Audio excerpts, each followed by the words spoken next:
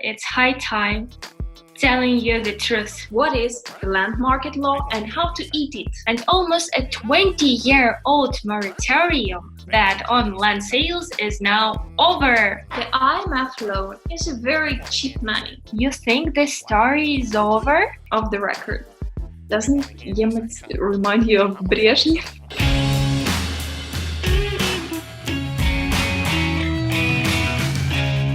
Hello world! This is KyivNotKiev on the line. My name is Polina and somewhere on the other side of the screen you can see my colleague Tetiana and we think that it's high time telling you the truth. Tanya, should we tell them the truth? How do you think? Yeah, I'm ready. Guys, we adore all these relaxing topics seasoned with funny videos and memes that we add to our video blog to distract you from all these horror stories about the coronavirus you hear daily and serious political analytics you're fed up with. That is why we will gladly keep telling you how people go crazy being quarantined. We will break a couple of more ridiculous myths around Ukraine, and we will cosplay a couple of more celebrities to make you smile. Funny content, isn't it what YouTube was made for? But that's not the only content we would like you to receive from Ukraine. The thing is that the life cycle of the news in Ukraine is 2 weeks, 2 days, or even sometimes 2 hours or minutes. It's happening a lot here every single day. Developments in the East, where Russian-backed separatists are fighting a war against Ukraine. Intrigues around the new appointments for high-ranking state positions. Progress in bilateral relations with partner countries, among which are also the countries of yours. And all the above create a never-ending political drama that we Ukrainians witness every single day. Yeah, and we, Ukrainians, learned how to gracefully swim in this endless flow of information. And we would really like to splash out a bit on you. Now, the only one question left. Why should you listen to us? Who is who? Tetiana is a graduate of Diplomatic Academy of Ukraine. She has 2 master's degrees. Her areas of expertise are international economy and foreign policy. No, I wasn't paid to mention Truman Agency in this video. Actually, I work for Truman. I have been working for Truman for 4 years now. Yes, Tetiana is head of communications at Truman Agency, a leading Ukrainian public affairs company with unlimited access to insights and insights. She is responsible for corporate diplomacy, foreign media support in Ukraine, and analytical projects, which are Truman Index, analysis of the Ukrainian foreign policy, and Truman Report, a set of interviews with Ukrainian and foreign officials, businessmen, and experts that Tetiana conducts herself. Tetiana's articles and opinion blogs are published in respected Ukrainian and foreign media. That's our Tetiana. Who is who? Polina Boychuk. Polina Boychuk is also the Truman woman. She has a double degree in international relations and translation with honors.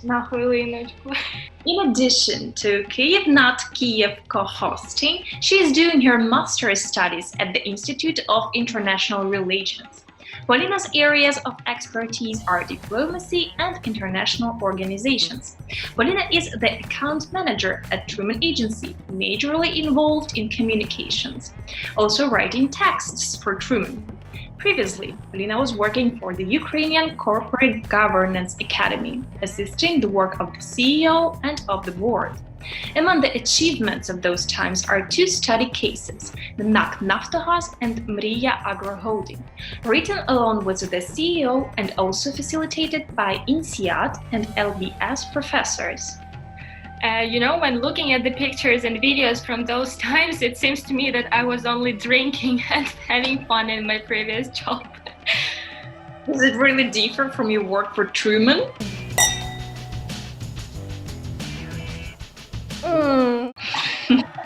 I think I'm creating the wrong image of myself. It's just to trust me, I do not drink all the time. That's all my bosses who make me do this for the camera. Hobbies: reading, traveling, kickboxing. So you'd better think twice before writing a negative comment. So now, when you know who we are, and now when you know what we do, it's important to stress that we are doing Kyiv, not Kiev, not because it's our professional duty or something like this. But because we know things, and it brings us a lot of pleasure to share what we know. That's it. So let's get down to business, finally!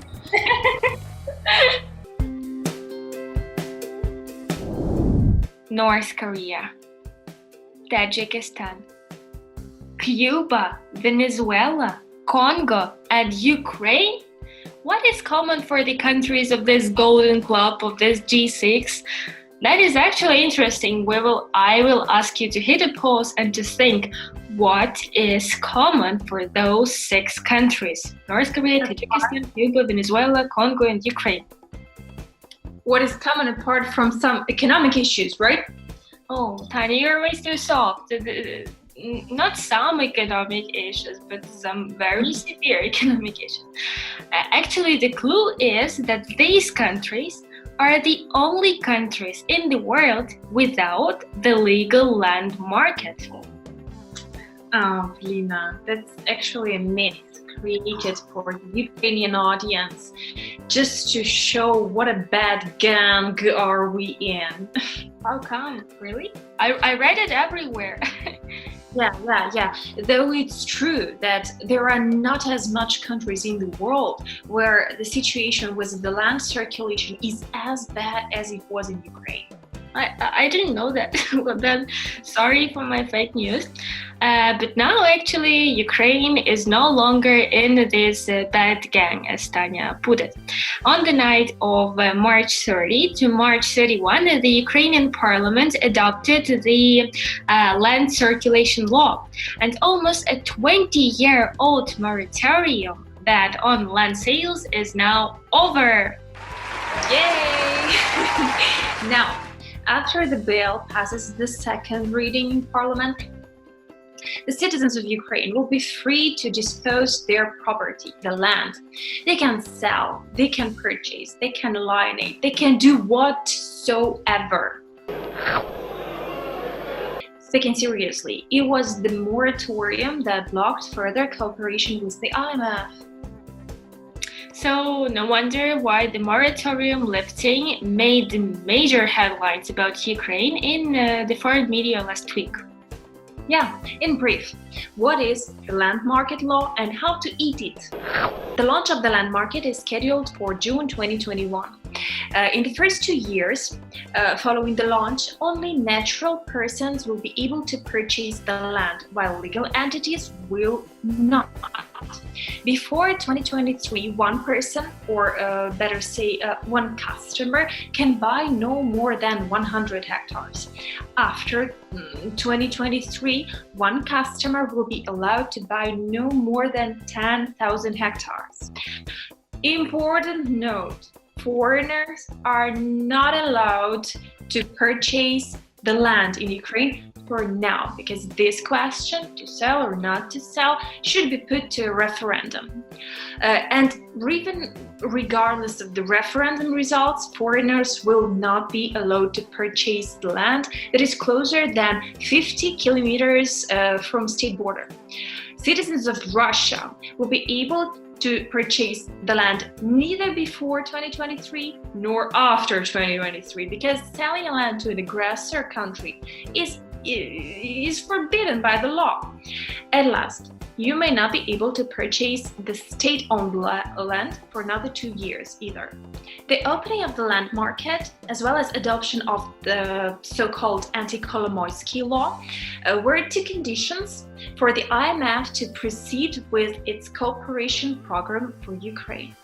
In a comment to the previous KyivNotKiev episode, Richard Whitmark asked why we welcome the IMF assistance.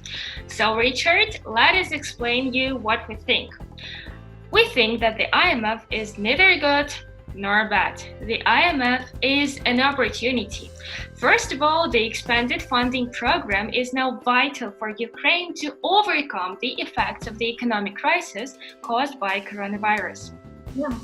Secondly, the IMF loan is very cheap money, though of course the loan is very expensive in terms of political costs. What do you mean? I mean that the IMF is stimulating positive reforms in Ukraine for the loans. The reforms that for years have been hampering the interests of various political or business players. And we even don't have to think of the examples. Here they are. Land market law and anti-Kolomoisky law are just the cases. And thirdly, to finish it up, the IMF's presence in Ukraine is more than positive signal for the international investors. Invest in Ukraine.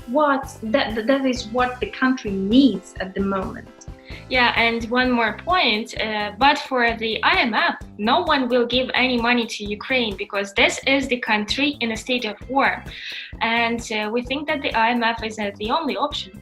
So we hope that we have explained our position, and in case you have another opinion on the IMF and its loans, because the organization is sometimes perceived as the bad co-op, we will be very happy to read them and discuss in our next episodes. Write down to the comments below what you think. IMF, golden ticket to the chocolate factory or one-way ticket to nowhere? What do you think? You just had a chocolate factory again. They would again accuse us of supporting some political forces in Ukraine. Chocolate factory. Coming back to the topic, the land reform isn't perfect. All those restrictions, provided by law, make it ineffective. Because of this, Ukrainian farmers who are legal entities, most of all, will not be able to purchase the land, and the exclusion of companies from the land market substantially limits the added value that is created by the land market. Yeah, also the law leaves room for shady schemes under which dishonest companies can simply acquire hundreds of hectares through front figures. The law definitely needs further elaboration, but if Zelensky is one-term president, as was promised during his election campaign, then it will be the next president's headache to further elaborate it and to deal with its consequences. Yeah, but Tanya, I think that despite a number of issues, the land market launch is historic for Ukraine. And I and Tanya and me in KyivNotKiev would like to congratulate ourselves on this. And a brief on political developments in Ukraine this week. Tanya, I'd say not developments, but rather miracles. Yeah, on the eve of Easter, we want to tell you the story about a magical resurrection. You remember we were telling you about Andriy Yermak, President Zelensky's chief of staff. So, the resurrection story is about his brother. Хто це такий взагалі? Хто такий Андрій Єрмак? Yermak's brother was told to have died at the Donbas war. That is what Yermak himself told Charge d'Affaires William Taylor while vividly describing all the horrors of the war in the east of Ukraine. Ambassador William Taylor cited him during the Trump impeachment hearings. If that is true, that is a tragedy for their family, as well as for the other Ukrainian families who lost more than 13,000 women and men in the war with Russia, and that is awful. But if that is true, who is this? Denis Yermak. Another brother? A brother from another mother? One MP leaked videos and pictures providing that Denis Yermak was selling high-ranking positions in the government and state-owned companies and speaking on how the necessary law bills were being promoted in the parliament, stressing that his brother, Andriy Yermak, can arrange everything. That is a shame, and we would never like to tell you the stories like this, and I still hope that this is not true. Do we? Now Yermak is shifting attention to the whistleblower, saying that it's a lie and launching investigations against him. It turns out that exposing corrupt officials is a disclosure of state secrets, he wrote. So coming back to the political developments, to the miracles and high-ranking positions, several episodes ago we told you about the reshuffle in the cabinet of ministers. You think this story is over? Let's try to understand what stands behind the cabinet shakeup. This soap opera got a new season. Igor Umansky is no longer the Minister of Finance, and Ilya Yemet is no longer the Minister of Healthcare. Of the record, doesn't Yemet remind you of Brezhnev? Well, it put some brows on his brows. I heard that Yemet has a nickname of Brezhnev because he's speaking of himself in a very elevated and sublime way, just like Brezhnev did. So we have the new ministers of finance and healthcare. They are Tanya, do we really need to name them? Because let's just see how long they will be on their positions. I bet that it won't take more than a month, so let's just skip it. I hope this story will take longer. The newly appointed Minister of Finance is Serhii Marchenko. He has been a Deputy Minister of Finance and the Deputy Head of the President's Office under Poroshenko administration. From all the people I trust, I've heard only approving comments about the professionalism of Serhii Marchenko. That leaves me some hope that he'll stay in the finance minister's chair for more than a month. I do hope. And the new healthcare minister is Maksym Stepanov. He is associated with Arsen Avakov, Minister of Internal Affairs, and with Igor Politsa. Politsa или Politsa? Sorry. His Politsa is President Zelensky's good friend, and he is Kolomoisky's business partner and a godfather to Maksym Stepanov's children. Or a child. I didn't know that. So Maksym Stepanov is a surgeon, but he has never worked as a doctor. In his career path, he has held several top management positions, and before the minister's chair, he was the head of Odessa Regional State Administration. Maksym Stepanov is becoming an important figure today, especially in the circumstances of the coronavirus crisis, for sure. And some highlights on the coronavirus situation. As of April 2, Ukraine has 669 cases of COVID-19, 17 fatal cases, and 10 have recovered. But these figures are official, and I may suppose that there are many more infected Ukrainians and many more deaths, unfortunately, because of the virus. But we do not know about them due to the lack of the testing systems and other things. Because how come Kharkiv, my native city in the east of Ukraine, has 0 cases of coronavirus? That is the reason why people are not afraid of walking outside and making some shashlyki in parks and forests, and that is intimidating. But the Cabinet of Ministers imposed the new quarantine regime provisions that are severe. One of them is that Ukrainians can no longer walk in parks, forests, etc. So people, let's be conscious and stay home wherever you are, and whatever the number of coronavirus cases is, it's important.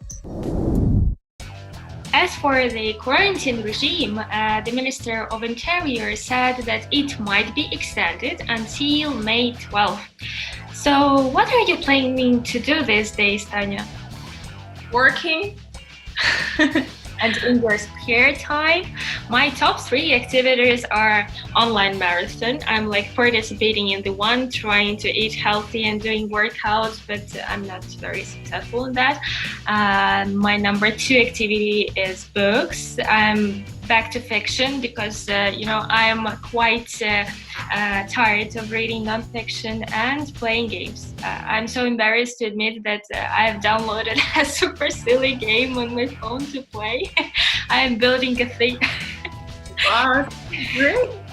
As for my top 3 activities is working, eating, and working. You're a hard worker. Please write down in the comments to this video what to do during the quarantine and what are you doing these days. But not so standard as mine, as playing games, reading books, or as Tanya's, working and eating. Let's be creative. Okay? Yes. And the comment that would suggest the most outstanding activity for the quarantine will get a prize. Polina and I will first try it ourselves and show it in our next episode, and 2, send you a very precious prize that will be very useful during the quarantine. Looking forward to hearing your proposals because I can no longer play these games on my phone. This is where Tetiana and Polina Boychuk. Stay safe, stay kind, and remember, KyivNotKiev. From Ukraine, with love. Tanya, you know what we forgot to say in our descriptions? What? We forgot to say that we are not native English speakers. That means that we can do mistakes. What a surprise to everyone! We should explain to people that we can not do. Yes, Slavic jaw. That's why it's so hard sometimes to pronounce some basic English words. I'm sorry, English speakers. I'll do my best to improve my English. And now I know that it's better to say colleague, not colleague. Yet we have subscribers who can always point us out to the mistakes we did. Okay, the new challenge. Find the top 5 mistakes we did this episode and don't hesitate to write us what is right, what is wrong spelling. Something. We would appreciate that because we learn. Yeah. Thank you for the comments, by the way. Now I have a game on my phone, so no more. And I have to eat and then work, then eat again. Bye.